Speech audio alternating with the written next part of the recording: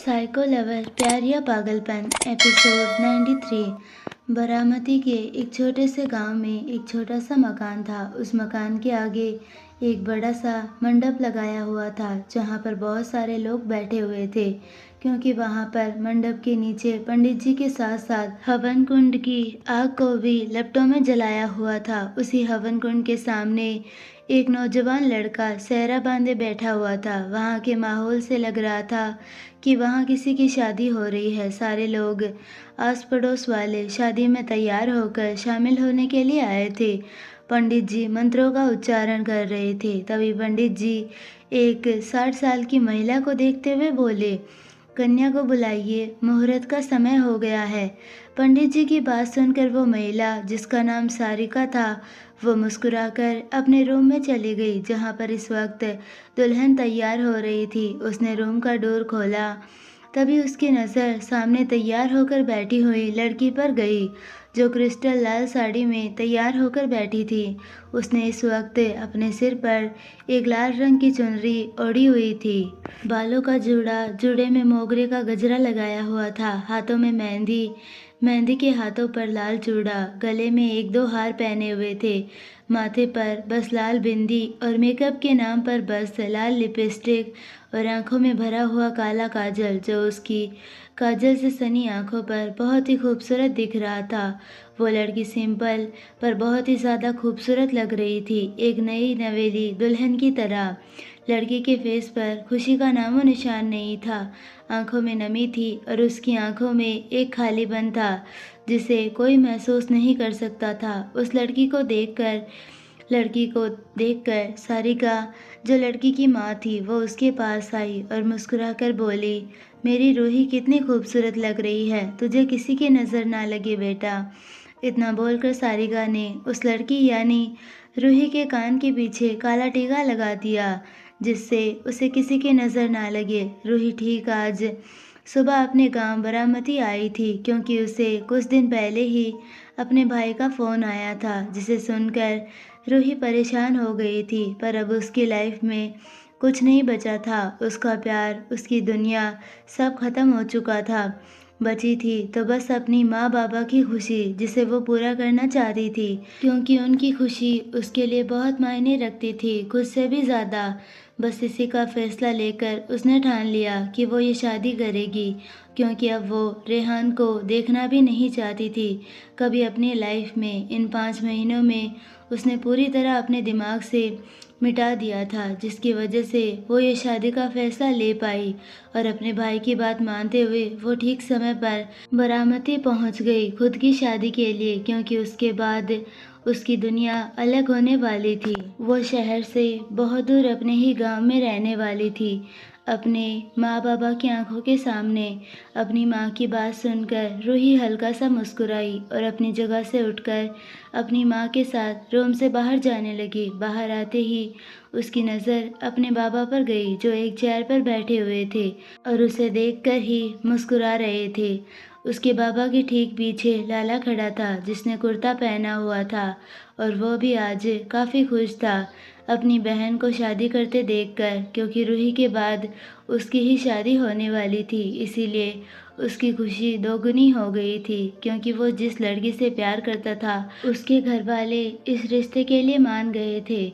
बस उन्हें परेशानी थी तो रूही से। वो चाहते थे रूही की शादी होने के बाद वो लाला की शादी अपनी बेटी से करवा देंगे। इसी के चक्कर में लाला रूही के पीछे पड़ा हुआ था। वो चाहता था कि जल्दी से रूही की शादी हो जाए, फिर शादी के बाद रूही अपने ससुराल जाएगी, फिर उसके बाद ही उसकी शादी होगी। और उसके हिसाब से रूही शादी कर भी रही थी, इसीलिए वो सबसे ज़्यादा खुश था इस शादी से। सारिका रूही को मंडप पर लेकर आई और ठीक उसे उस नौजवान लड़के के पास बिठाने लगी। रूही के बैठते ही पंडित जी ने शादी के मंत्र पढ़ना शुरू कर दिया। रूही बस एक टक जलती हुई हवन कुंड की अग्नि को देखे जा रही थी। तभी उसकी आंखें आंसुओं से भर गई, उसका दिल तेजी से धड़कने लगा। अचानक उसे रेहान की याद आने लगी। उसने एक नज़र भी उठाकर अपने बगल में बैठे हुए लड़के की तरफ नहीं देखा, जो सावकार का बेटा रघु शर्मा था, जिसे पूरा गांव जानता था, क्योंकि वो काफ़ी खतरनाक था। पूरे गांव में उसकी दहशत फैली हुई थी। वो बहुत वक्त से रूही को चाहता था, पर कभी उसने कहा नहीं था रूही से, और टाइम आते ही उसने अपने माँ बाप को रूही के घर पर अपनी शादी का प्रस्ताव भेजकर रूही के घर वालों से अपनी शादी का रिश्ता पक्का करवा दिया, जिससे रूही प्रमोद और शारिका को मना नहीं कर पाई इतने बड़े घर का रिश्ता होने के कारण, क्योंकि वो भी चाहते थे कि उनकी बेटी की शादी अच्छे और बड़े खानदान में हो, जहाँ पर वो खुश रहे। इससे ज़्यादा खुशी की बात उनके लिए क्या हो सकती थी। इसीलिए वो अपनी बेटी के लिए काफ़ी खुश थे कि वो शादी के बाद भी उसके गांव में ही रहेगी, उनकी आंखों के सामने ही वो उसे देख पाएंगे। इसीलिए उन्होंने इस रिश्ते के लिए हाँ कह दिया, बिना रूही से पूछे, क्योंकि उन्हें पता था रूही उन्हें कभी मना नहीं करेगी। पंडित जी ने वर वधू का हाथ एक हाथ में रखने के लिए कहा, तो रघु ने जल्दी से रूही का हाथ पकड़ लिया। पंडित जी ने उनके हाथ पर जल छिड़क दिया और लड़की के पिता को उसका गठबंधन करने के लिए कहा, तो प्रमोद जी आगे आए और उन्होंने रघु और रूही का गठबंधन कर दिया। तभी पंडित जी ने कहा, वर वधू फेरों के लिए खड़े हो जाए। पंडित जी की बात सुनकर रघु खड़ा हुआ और उसने रूही का हाथ पकड़कर उसे भी खड़ा कर दिया और उसके साथ फेरे लेने लगा। रघु के माँ बाप साइड में खड़े थे, जो मुस्कुराकर अपने बेटे और बहू के ऊपर फूल डाल रहे थे। रघु और रूही का अभी एक फेरा भी ठीक से पूरा नहीं हुआ था कि तभी मकान के बाहर 3 ब्लैक कलर्स की कार आकर तेजी से रुकी, जिसकी वजह से पूरे एरिया में धुआं फैल गया था। रूही ने सामने की तरफ देखा, पर उसे कुछ भी दिखाई नहीं दिया। तभी रघु ने उसका हाथ कस के पकड़कर उसका पहला फेरा पूरा किया और उसके साथ ज़बरदस्ती दूसरा फेरा लेने लगा। रूही की अचानक धड़कनें बढ़ गई। उसने जहाँ गाड़ियाँ रुकी थी उस तरफ देखा तो उसकी आंखें हैरानी के साथ फैल गई, क्योंकि उसे ठीक सामने से आता हुआ रेहान दिखा, जो तेजी से चलते हुए उसके पास ही आ रहा था। ठीक उसके पीछे वेद था और साइड में उसके 10 से 12 गार्ड्स भी थे। रेहान को अपने सामने देखकर ही रूही का दिल मुंह में आ गया था, क्योंकि रेहान इस वक्त हद से ज़्यादा गुस्से में दिख रहा था। उसका गोरा फेस गुस्से में पूरी तरह लाल हो गया था, जो इस वक्त बुरी तरह से कांप रहा था। उसकी माथे की नसें तन गई थी। रूही को बिल्कुल भी यकीन नहीं हो रहा था कि रेहान यहाँ उसकी आंखों के सामने है। शादी में जितने भी लोग आए हुए थे वो बस एकटक रेहान और उसके आदमियों को देखने लगे। उन्हें समझ में नहीं आ रहा था कि ये काले कपड़े पहने हुए आदमी कौन है। रेहान को देखकर रूही अपनी जगह पर ही जम गई। रूही को रुका हुआ देखकर रघु भी रुक गया। वो रूही का हाथ पकड़कर उसे जबरदस्ती खींचने लगा, पर रूही टस से मस नहीं हुई। ये देखकर रघु ने अपना सहरा उठाया और रूही की तरफ देखने लगा, जो सामने की तरफ ही देख रही थी। रूही की नज़रों को देखकर रघु ने उस दिशा में देखा जहाँ रेहान ठीक मंडप तक आ चुका था। रेहान जल्दी से मंडप पर आया। वो ठीक रूही के सामने आकर खड़ा हुआ। वहाँ पर कोई कुछ समझ पाता उससे पहले रेहान ने एक जोरदार थप्पड़ खींचकर रूही के गालों पर मार दिया, जिससे रूही खुद को संभाल नहीं पाई और सीधा जाकर रघु के ऊपर गिरने को हुई। रूही को गिरता हुआ देखकर रघु उसे पकड़ने लगा, पर वो उसे पकड़ पाता उससे पहले रेहान ने रूही की कलाई पकड़ ली और उसे तेजी से अपने पास खींचा, जिससे सीधा रूही उसके सीने से टकरा गई। वो पूरी तरह से सुन्न हो गई थी। रेहान का थप्पड़ खाकर उसे कुछ भी समझ में नहीं आ रहा था कि अभी अभी उसके साथ क्या हुआ। उसका गाल 2 मिनट में ही सूज गया रेहान के थप्पड़ से, जिसकी वजह से उसके गाल पर रेहान की उंगलियों के निशान छप चुके थे। रूही को अपने गालों पे बहुत तेज दर्द होने लगा। शादी में जितने भी लोग आए हुए थे वो हैरान होकर ये नज़ारा देख रहे थे। वहीं रूही को थप्पड़ लगते ही लाला गुस्से में रेहान की तरफ बढ़ा, पर वो उसके पास भी जाता उससे पहले रेहान के गार्ड्स ने उसे गन दिखाकर अपनी जगह पर रोक दिया। रेहान के सारे गार्ड्स ने सारिका और प्रमोद जी को भी घेर लिया था, साथ ही साथ रघु और उसके माँ बाप को भी, जिसकी वजह से सब लोगों की बोलती बंद हो गई। बड़ी बड़ी गन देखकर सारे लोग घबराए हुए थे। वहाँ पर 2 मिनट में ही काफ़ी खतरनाक माहौल फैला हुआ था। बस कुछ ही मिनटों में वहाँ का खुशहाल माहौल मातम में तब्दील हो गया था। रेहान ने रूही का फेस कस के अपने एक हाथ से पकड़कर ऊपर किया और उसकी आंखों में देखते हुए गुस्से से चिल्लाकर बोला, तुम्हारी हिम्मत कैसे हुई किसी और से शादी करने की? अगर मैं नहीं आता तो तुम इस गधे से शादी कर भी लेती, है ना? रेहान की बात सुनकर रूही कांप गई। उसके मुंह से कुछ वर्ड भी नहीं निकल रहे थे। उसे रेहान से हद से ज़्यादा डर लग रहा था, क्योंकि उसने बिल्कुल भी रेहान को यहाँ पर एक्सपेक्ट नहीं किया था और उसके अचानक आने से वो खुद भी शौक में चली गई थी, तो रेहान को क्या ही जवाब देती। रूही को कुछ ना बोलता देखकर रेहान ने रूही का हाथ पकड़ा और उसे खींचकर रघु और रूही के घर वालों के सामने लेकर आते हुए बोला, ये मेरी है, प्यार करता हूँ मैं इससे। आपकी हिम्मत कैसे हुई इसकी शादी किसी और से करवाने की? क्या इसने बताया नहीं कि ये मुझसे प्यार करती है?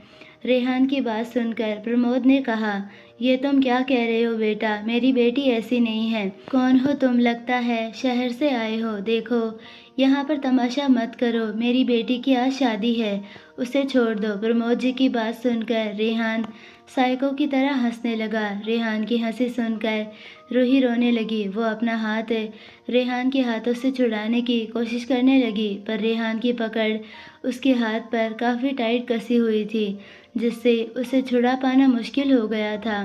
रेहान ने रूही का हाथ मरोड़कर उसकी पीठ से लगा दिया और अपना एक हाथ से उसका जबड़ा कसकर गुस्से में पकड़कर बोला, ओह, लगता है आपकी इस बेटी ने आपको कुछ नहीं बताया मेरे बारे में कि मैं इसका कौन हूँ, क्या लगता हूँ। पर कोई बात नहीं, मैं हूँ ना, सब कुछ आपको बताऊँगा, राइट हनी?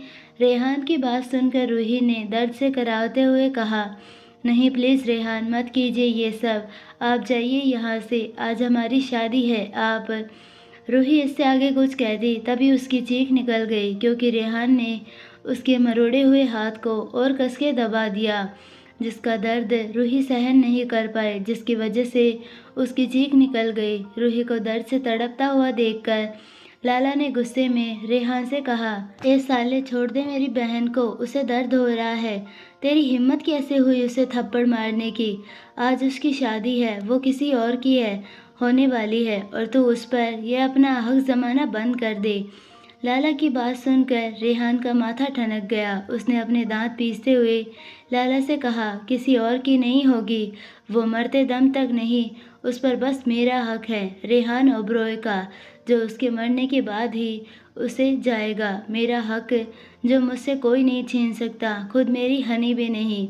इतना बोलकर रेहान एक झटके के साथ रूही को छोड़ देता है और वेद को कुछ इशारा करता है। रेहान का इशारा पाकर ही वेद लाला को अपने साथ उसके घर के अंदर लेकर जाता है। उन दोनों के जाने के बाद रूही रेहान के आगे हाथ जोड़ते हुए रोकर बोली, प्लीज़ आप जाइए यहाँ से, आज हमारी शादी है रघु जी के साथ, प्लीज़ ये शादी होने दीजिए। अब हमें आपके साथ नहीं रहना, सब कुछ ख़त्म हो गया है। रूही की बात सुनकर रेहान को हद से ज़्यादा उसके ऊपर गुस्सा आने लगा। रूही ऐसा कह भी कैसे सकती थी कि उसे चले जाओ यहाँ से, शादी होने दो। उसकी इतनी हिम्मत बढ़ गई कि उसके यहाँ होते हुए भी वो किसी और से शादी करना चाहती है। ये बात रेहान को बिल्कुल भी बर्दाश्त नहीं हुई। उसने गुस्से में रूही का हाथ पकड़कर उसे अपने पास खींचते हुए सर्द आवाज़ में कहा, तुम मेरी हो, अगर तुम्हारी शादी होगी तो वो भी सिर्फ मुझसे, मेरे अलावा तुम किसी से शादी नहीं कर सकती हनी। इतना बोलकर रेहान ने रूही को खींचकर ले जाकर अपने साथ मंडप पर बिठा दिया। ये देखकर रघु रूही का हाथ पकड़ते हुए गुस्से में बोला, साले, तुझे समझ में नहीं आता कि हमारी शादी हो रही है, यहाँ क्यों बीच में आ रहा है? रूही मेरी होने वाली बीवी है, चाहता हूँ मैं इसे, समझा? रघु की बात सुनकर रेहान ने अपनी नीली आंखों से खतरनाक अंदाज में रघु की तरफ देखा। उसने रूही का हाथ रघु के हाथ से खींचकर छुड़ाया और उसे ज़बरदस्ती मंडप पर बैठाते हुए सर्द आवाज़ में बोला, यहाँ से हिलना भी मत, नहीं तो तुम्हारे साथ अच्छा नहीं होगा। तुम तो जानती हो मेरे वर्ड्स को ऐसे ही नहीं बोलता मैं।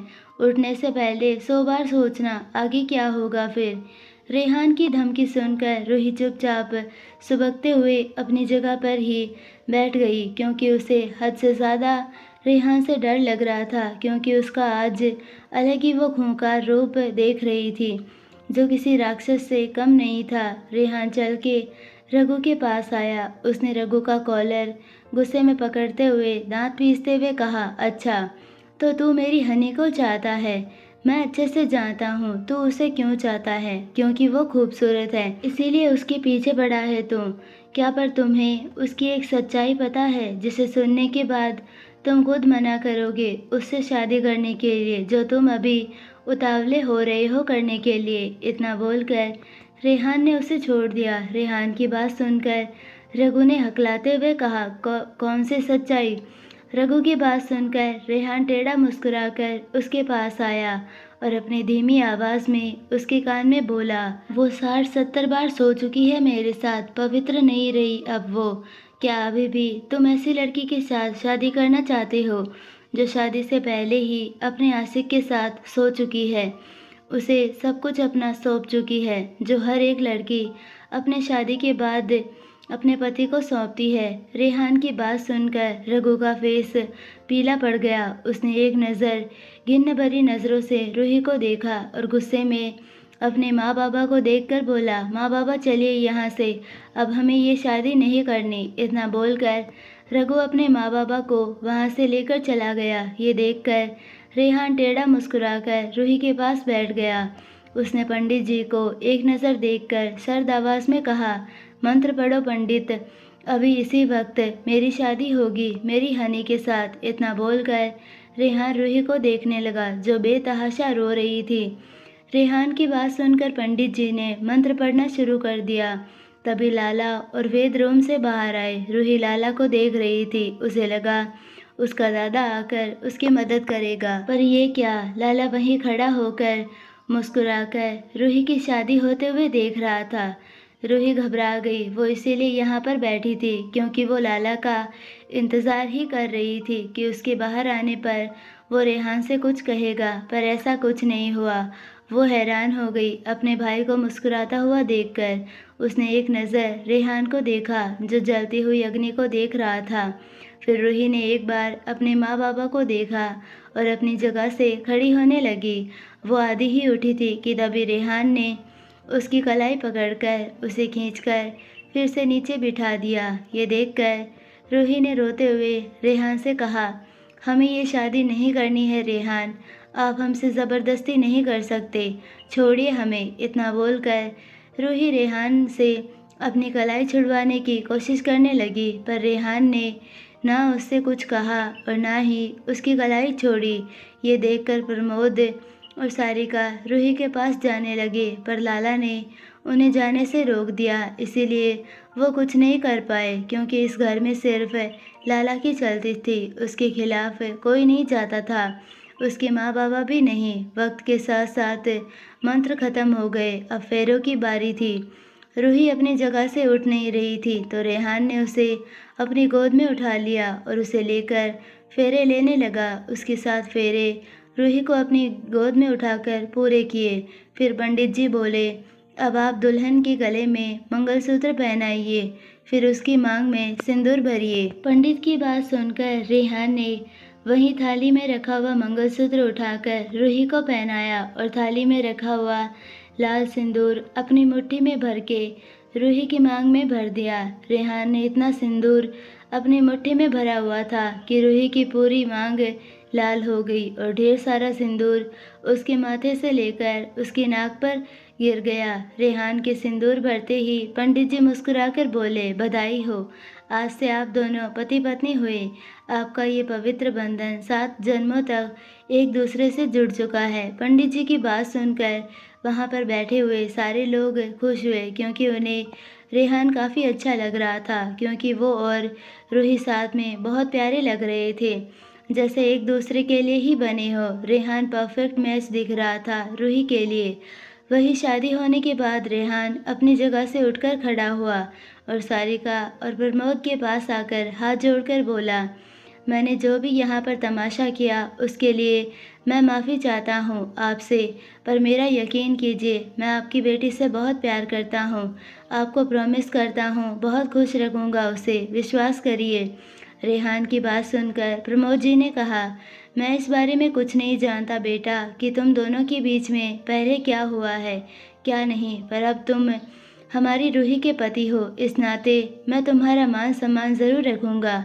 प्रमोद जी की बात सुनकर रेहान ने बस अपना सिर हाँ में हिला दिया और रूही के पास जाकर उसे उठाने लगा। रूही ने एक नज़र गुस्से में अपने पूरे परिवार को देखा और रेहान को धक्का देकर भागकर अपनी माँ के पास गई और उसके गले से लिपटकर बेतहाशा रोने लगी। सारिका ने भी रूही को अपने गले से लगा लिया और वो भी रोने लगी।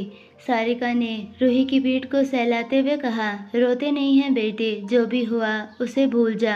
अब तुम्हारी शादी हो गई है, अब तुम्हें अपने ससुराल जाना ही होगा। ऐसे रोते नहीं हैं मेरे बच्चे। इतना बोलकर सारिका रूही को शांत कराने की कोशिश करने लगी। तभी वहाँ पर रेहान आया। उसने सारिका को देखकर कहा, आपकी बेटी को आपसे मिलने के लिए ज़रूर लेकर आऊँगा। आप चिंता मत कीजिए, आपकी बेटी भी अभी भी आप ही की है। आपका पूरा हक है उस पर, आप जब चाहें उससे मिलने आ सकती हैं। इतना बोलकर उसने रूही को सारिका से दूर किया और उसका हाथ पकड़कर उसे अपने साथ ले जाने लगा। रूही ने कस के सारिका का हाथ पकड़ते हुए रोकर कहा, नहीं नहीं जाना, मुझे नहीं जाना, हमें कुछ कीजिए माँ। इतना बोलकर रूही रोने लगी। वो सारिका का हाथ भी नहीं छोड़ रही थी, जिसे देखकर सारिका भी रोने लगी। ये देखकर रेहान ने एक झटके में रूही को अपनी गोद में उठा लिया, जिससे रूही का हाथ सारिका से छूट गया। रूही रेहान की गोद में छटपटाने लगी, फिर भी रेहान ने उसे नहीं छोड़ा, उल्टा वो उसे लेकर अपनी कार की तरफ बढ़ गया। रूही बस रोते हुए अपने परिवार को देख रही थी, जो कुछ नहीं कर रहा था, बस उसे जाते हुए देख रहा था। उसे उपेक्षा थी कि कोई तो आकर उसे रोकेगा, जाने से, रेहान से उसको दूर करेगा, पर ऐसा कुछ नहीं हुआ। रेहान उसे अपनी कार के पास लेकर गया, उसे कार में बैठाकर खुद ड्राइविंग सीट पर बैठ गया। उसके बैठने से पहले ही रूही जल्दी से कार बाहर उतरने लगी, पर तब तक रेहान ने कार का डोर लॉक कर दिया। वो रूही को और उसके एक भी मूव को अच्छी तरह से जानता था, इसीलिए उसे हैंडल करना उसके लिए कोई भी बड़ी बात नहीं थी। रूही ने जब देखा कि कार का डोर लॉक है, तो वो चिल्लाकर रेहान से बोली, डोर खोलिए, हमें हमारे बाबा के पास जाना है। रूही की बात सुनकर रेहान ने कार को स्टार्ट करके आगे बढ़ाते हुए कहा, अब तुम कहीं नहीं जाओगी, जाओगी तो बस अपने ससुराल। रूही को इस वक्त बहुत गुस्सा आ रहा था रेहान के ऊपर, क्योंकि रेहान ने उसे उसी के गांव में आकर शादी कर ली, वो भी सबके सामने, उसके घर वालों का तमाशा बनाकर, जिससे रूही काफ़ी हर्ट हो चुकी थी। वो रोते हुए चीख कर रेहान से बोली, अभी के अभी कार रोकिए, कहीं नहीं जाना, हमें आपके साथ, हम हमारे घर, हमारे माँ बाबा के पास जाना है। आप एक बहुत बुरे इंसान हैं, हमने कहा कार रोकिए। रूही के चीखने चिल्लाने से रेहान का माथा ठनकने लगा। उसने रूही को अपनी ठंडी नज़रों से घूरते हुए गुस्से में कहा, लास्ट टाइम बोल रहा हूँ हनी, मुझसे ऊंची आवाज़ में बात मत करो और चुपचाप शांति से अपनी सीट पर बैठी रहो, नहीं तो चलती कार से बाहर फेंक दूंगा तुम्हें। रेहान की धमकी सुनकर रूही सुबकते हुए रोने लगी। उसे पता था अगर उसने रेहान को और गुस्सा दिला दिया तो वो अभी के अभी कुछ भी कर सकता है उसके साथ, जिससे वो कभी सोच भी नहीं सकती। तो भलाई इसी में थी कि वो शांत बैठी रहे। रेहान ने एक नज़र रूही को देखा, जो अपना छोटा सर कार की सीट पर टिकाए कार की विंडो से बाहर देख रही थी।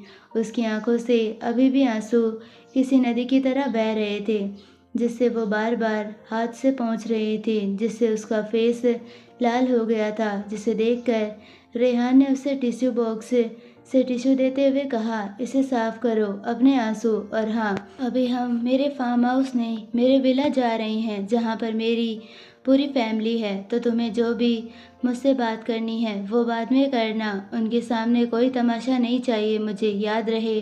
अगर ऐसा हुआ तो मेरा अगला मूव क्या होगा हनी, ये तुम अच्छे से जानती हो। अरे हनी से ज़्यादा तुम पर ये नाम ज़्यादा सूट करेगा, मिसेज़ रेहान ओबरॉय।